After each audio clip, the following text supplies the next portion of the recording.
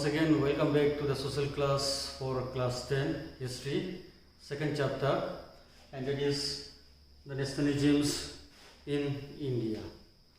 So, in the past sessions, we already found that how the Indian peoples are independent from the British Raj. The most peoples are come together for the freedoms of the nations, and how the Indian peoples are started take it in very serious way.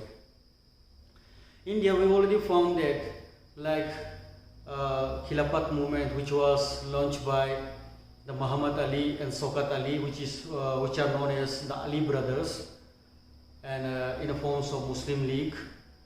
In the next, we already found that like the non-cooperation movement was launched, especially after the Rowlatt Act and due to the Jallianwala Bagh massacres in Amritsar on 13th of April.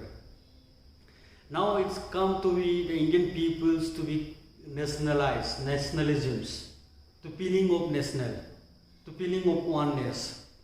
Now the peoples of India are awake because for hundreds of years they are dominated by the East India Company. Though when we go back to the history, like during the times of Pratihara, Rashtrakuta, Cholas, and after that past battle of Teren, both between the Muhammad Ghori and Prithvi Raj in 1192-93. So after that, slave dynasty was started, like Alauddin Khalji, Qutbuddin Ayyubak. So many Hindu rulers are there. After that, the Mughals are come. After that, the Britishers are come. So it's a long time for the India. So Indian peoples are face problem.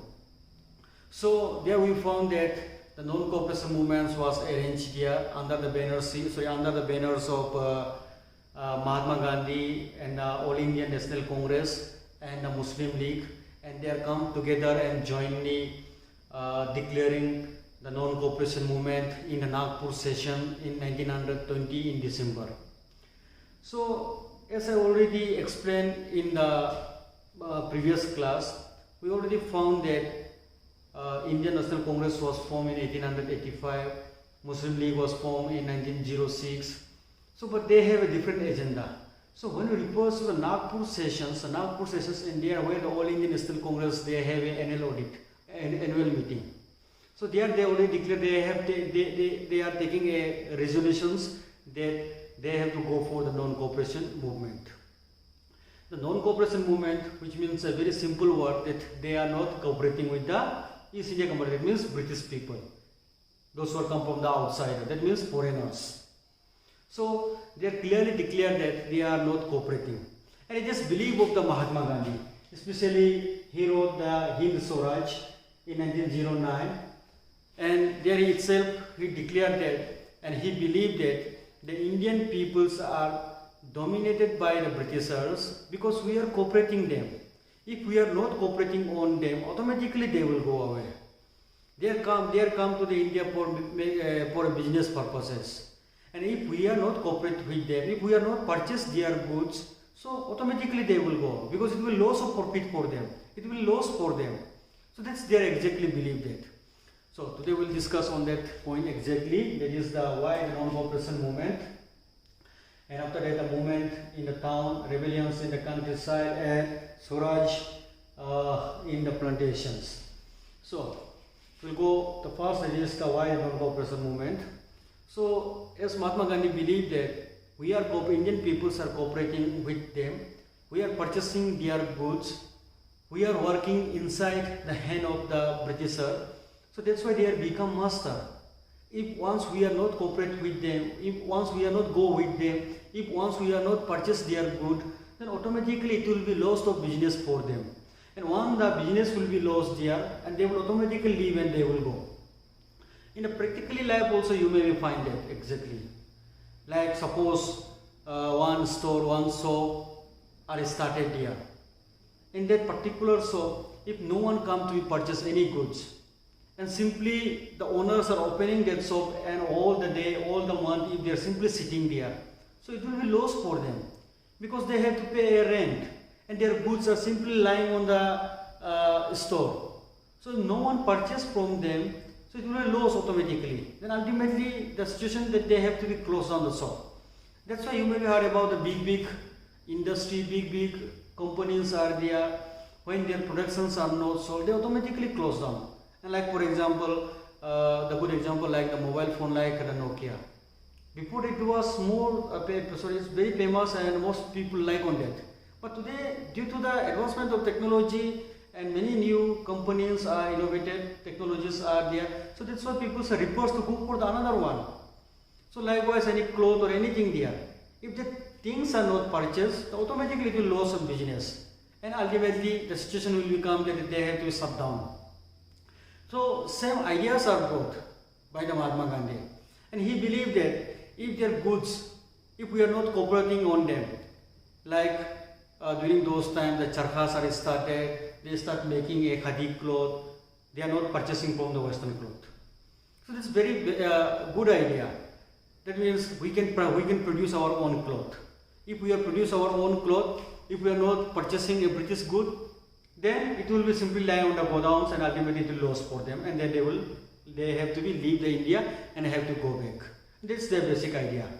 So there we start the charkha, we started making our own cloth, and the students who are going to the schools, they are not going to the class and school, and those barristers, those lawyers who are go for practicing in the court, they are not attending on the court. The government employed, they are not attending in the offices. So it's make a problem for the Britishers to be controlling on them, because it will make a loss on them. So that is the basic idea of the non-cooperations. We are not, that means not cooperating with them, and we are doing our own business, and ultimately it will lose for them, then they can leave to the India. So that's basic. So that is the basic philosophy which took by the Mahatma Gandhi on the non-cooperation movement. So on that, non-cooperation movement was already started in the Nagpur sessions. That means they are adopted in the Nagpur sessions in 1920, and it goes there. And it was effected really in all over in India especially, and it was mostly started affecting in the town, countryside, and which make them to be realized that we have to fight for our nations, and if we go continuously fight on that, we will be achieve the independence.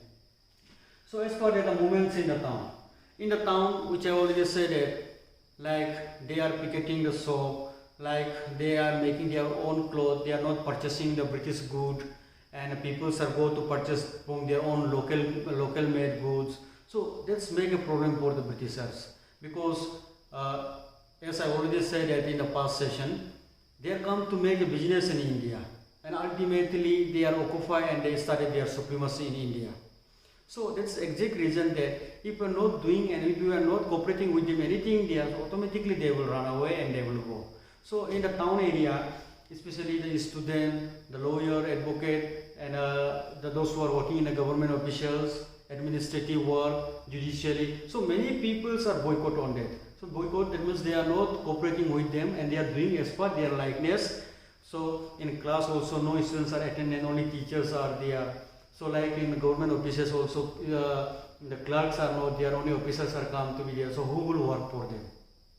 So in town also, the goods quality of clothes are sold from the Indian made, the local productions, and they are not purchasing the British, that means the Western cloth. So it will be lost for them, because they are also purchasing from the Europe and brought into the India, and they are making business there. Suppose they are purchasing it for 10 rupees from there and they sold it to the 12 rupees here. So it will be lost for them. So that's the exact idea on that, and exactly people are cooperating on that to the Indian leaders on the town area on that movement. The next one, the rebellions in the countryside. In the countryside also, especially like talukdar, zamindars, or the farmers, especially like the tea garden workers, like coffee garden workers, and many area, people are not cooperating them. Like the plantations of crops, if they are giving order there, so they are not planted there. Like indigo plantations are very famous. I think you study in the class properly there. And indigo plantations are come under the non-cooperation movement, especially which was started in 1917 in Bihar, in Indigo, and Champaran district also there. So the peoples are not cooperating with them. What the British governments are order, they are not follow on them. And those zamindars, those talukdars are there. they are not giving any supply to the raw material to them. So that's caused a major problem for the Britishers, and that's the Blaj peoples also contributed their support to the Indian leaders for the independence of the nations. And next that is on the Swaraj in the plantations. In this Swaraj in plantations, these two important movements and these non-cooperation movements, they give them assure that after some time India will get independence. So peoples are now give a rising, the Swaraj, the independent, the freedom. Now it's time for the Indian peoples to raise their voice and get their freedoms and independence. So that's they are assuring there. So for today, that much only there.